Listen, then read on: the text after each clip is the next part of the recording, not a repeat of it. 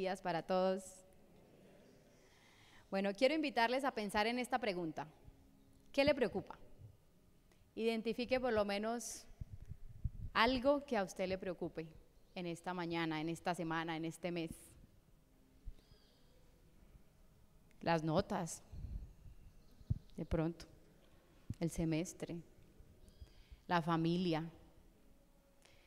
Con esa preocupación en mente, quiero invitarles, hay un libro que se llama Los tiempos hipermodernos, y en ese libro el autor propone una caracterización del mundo en el que vivimos el día de hoy, y dice lo siguiente: la sensación de inseguridad ha invadido los espíritus, la salud se ha impuesto como una obsesión de masas, el terrorismo, las catástrofes y las epidemias están a la orden del día.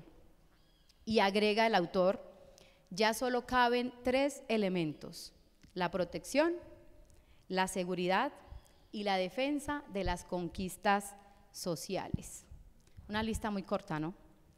Básicamente, entonces, esta caracterización que propone el autor nos define como inquietos individuos individualistas, inseguros, expuestos a la incertidumbre constante. De manera que una imagen que puede ilustrar un poco la sensación en la que se mueve el mundo hoy, en la que nos movemos nosotros hoy, es como la del equilibrista sobre su cuerda, ¿no? Que trata con el alma en un hilo de sostenerse en su cuerda y no caer. Así que estamos en una sociedad de riesgo latente. Esa es la sociedad que nos toca a nosotros hoy. El por tanto con el que inicia el texto que acabamos de leer establece una relación con la advertencia anterior que ha planteado el autor bíblico sobre los bienes y nos ilustra sobre lo que realmente es importante, qué es lo que realmente es fundamental para el ser humano. Así que el texto nos invita a reflexionar en 3 direcciones que son las que yo quiero compartir con ustedes en esta mañana. En primer lugar, el texto nos invita a reconocer qué es lo importante y a ponerlo en su lugar. En segundo lugar, nos invita a buscar lo que es seguro. Y en tercer lugar, nos invita a confiar en lo que es determinante. Entonces, por eso, entre lo importante y lo determinante se mueve este pasaje. Entonces, los versículos del 22 al 28 nos invitan a buscar, a reconocer, lo que es importante. Y el texto inicia reconociendo 3 elementos básicos: el alimento, el vestido y el alojamiento.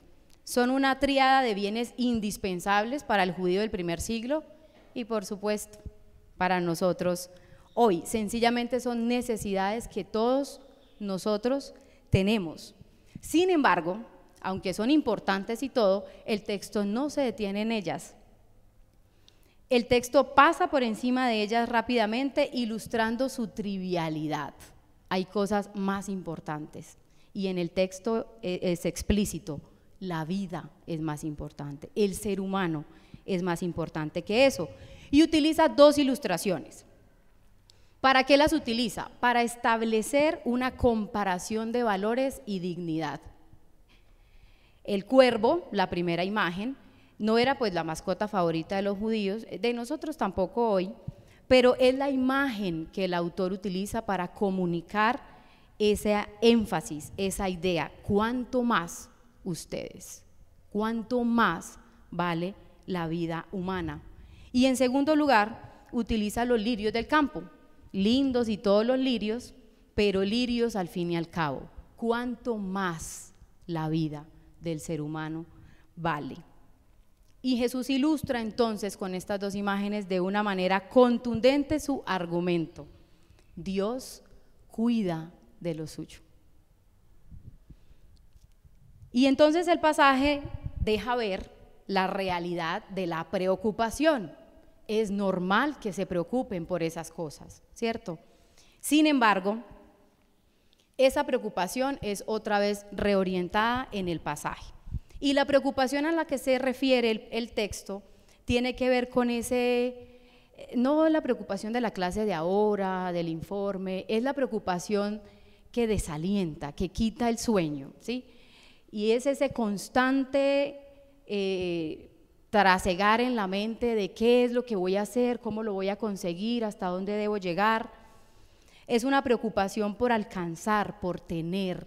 Por eso la caracterización de la sociedad de hoy. Todo el tiempo está preocupada la sociedad por hacer, por tener. Una sociedad que no se sacia. Y como diría Bauman, el propósito de la sociedad de consumo de hoy no es satisfacer necesidades, deseos o apetitos, sino convertir y reconvertir al consumidor en producto. Es elevar el estatus de los consumidores al de bienes de cambio vendibles. Entonces la preocupación por la vida se convirtió en la preocupación por las etiquetas, por los valores y las cosas. Y el Evangelio se resiste a esa cosificación, hace resistencia a esa realidad y la socava para entonces elevar el valor de la vida. Y para nosotros, como colombianos, de pronto para los profes que no nos conocen mucho, hay unas fuertes disputas sobre el valor de la vida en Colombia. Y el Evangelio nos invita a pensar hoy en la vida como uno de esos elementos importantes que está por encima de las cosas. Y como dijo un académico por ahí, la vida es más importante que los medios para conservarla y protegerla. Y hoy en día la sociedad está pensando en cómo conservar, pero más allá de la vida. Entonces, eso como primera invitación. La segunda invitación entonces es del versículo 29 al 31, una invitación a buscar lo seguro, lo que es seguro. Y el verso 29 introduce el no busquen, pero luego en el verso 31 busquen. Entonces, ¿qué es lo que no hay que buscar y qué es lo que sí hay que buscar? No busquen lo material, en primer lugar, porque eso lo hacen los paganos. Entonces, la pregunta es, bueno, ¿y qué es lo que hacen los paganos? ¿Sí? ¿Qué es eso? ¿Cómo es que se describe esa búsqueda de los paganos? Los paganos solo conocen ese estilo de vida, el estilo de vida marcado por el afán desmesurado hacia los bienes, y tienen que dedicarse su vida entera a conservarla, a conservar ese estilo de vida. Tienen que dedicarse a conservar de manera que ellos se desviven por seguir viviendo. Es un poco la lógica que se plantea en el texto. Y hay un autor que caracteriza esa ansiedad, una ansiedad extravagante, y la menciona como la inseguridad y el miedo a caer en la irrelevancia económica y social. Es decir, que tienen miedo de ser irrelevantes, tienen miedo de no encajar en el sistema. Pero ustedes no, le dice Jesús a los discípulos, ustedes no así, porque su Padre sabe de que tienen necesidad. Y la preocupación por eso no puede ser más allá de la medida justa en la que debe estar. El Padre sabe lo que nosotros necesitamos. No debemos preocuparnos de forma contraria a la descripción que se hace de los paganos, porque Él sabe que necesitamos la comida, Él sabe que necesitamos el vestido. Tenemos a un Dios que está interesado por nuestro bienestar, de manera que Él no nos invita a no preocuparnos, porque eso no es importante. No, sí es importante, nosotros lo necesitamos, pero en la medida justa. No se nos invita a no preocuparnos, no porque a Dios no le preocupa o porque no le importa, se nos invita a no preocuparnos precisamente porque Dios sabe que nosotros necesitamos esas cosas. Y en ese sentido descansamos en que Él conoce de qué tenemos necesidad. Dios está interesado entonces en cada uno de nosotros y en cada una de nuestras necesidades. Y finalmente los versos 32 al 34, que nos invitan a pensar en qué es entonces lo determinante. si no es lo uno, si no es lo otro, Jesús va a rematar la enseñanza con los discípulos y les dice: no teman, rebaño pequeño, cariñosamente les dice, ahora el reino es suyo, está entre ustedes. Y tras definir que lo primero es la búsqueda del reino, es decir, ustedes primero busquen el reino, ahora les indica dos acciones. Y son: no teman y vendan, para luego cerrar con una razón. ¿Cuál es la razón de esos no temer y vender? El corazón se siente atraído por el tesoro. Y finaliza diciendo: porque donde está tu tesoro, está entonces tu corazón. ¿Quién o qué viene siendo para nosotros entonces hoy un tesoro? Para la sociedad de consumo pues es claro, ¿cierto? Pero creo que es una pregunta que el texto nos levanta en esta mañana. Ya Jesús le ha demostrado a sus discípulos que el Padre es confiable, y lo hizo a partir de dos ejemplos de la naturaleza, ¿sí? Él lo hace porque Él es así, Él es confiable. La tríada de bienes no debe ser el eje central de la vida del discípulo.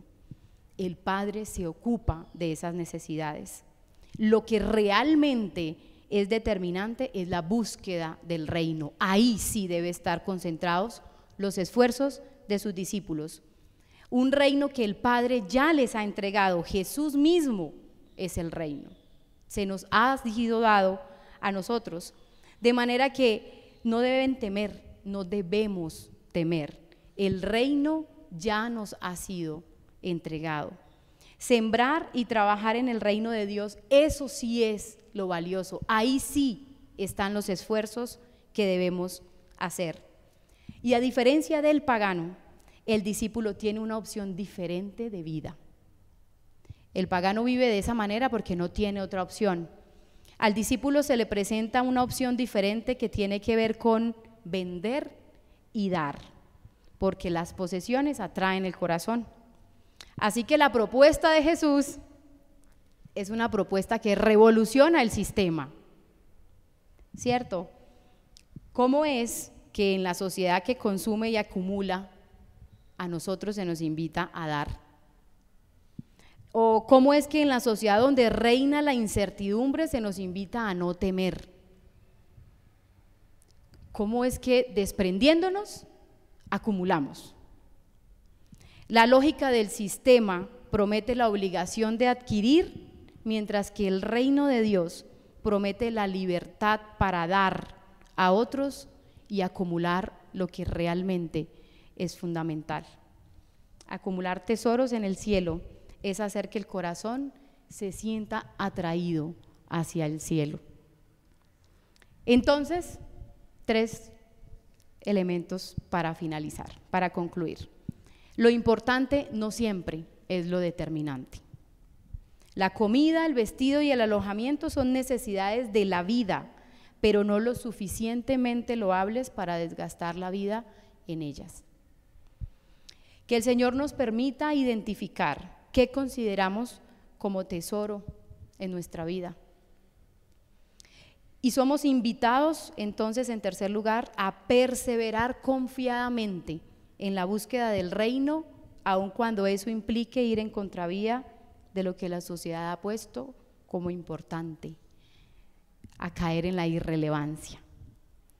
Entonces, entre lo importante y lo determinante está la esperanza de buscar lo loable, lo inacabable, el reino de nuestro Señor. Amén.